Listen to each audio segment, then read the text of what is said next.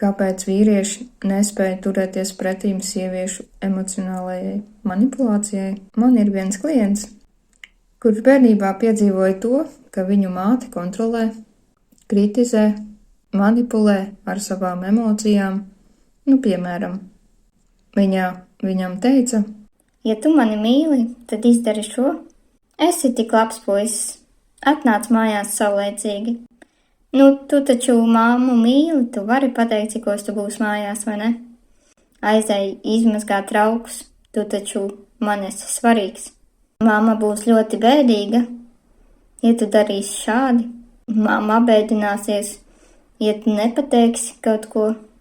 Un tādējādi zemapziņas līmenī vīrietis saņēma sajūtu, ka viņam vistuvākā sieviete viņu kontrolē, emocionāli ietekmē, manipulē ar emocijām, ar viņa vērtības sajūtu.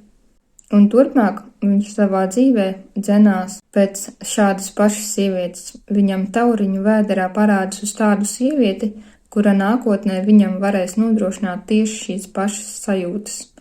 Tieši šādu vai līdzīgu situāciju attiecībās. Bet apziņas līmenī viņš taču negrib tādu, kas viņu kontrolētu, kas ar viņu manipulētu, kas izšaustītu viņa vērtības, sajūtu, viņa lēmumus. Un tieši tāpēc šādam vīrietim ir ļoti grūti atrast sev otru pusīti, jo zemapziņas programmas viņu dzen neirotiskajās sajūtās, bet apziņas līmenī viņš vēlas pavisam citu sievieti.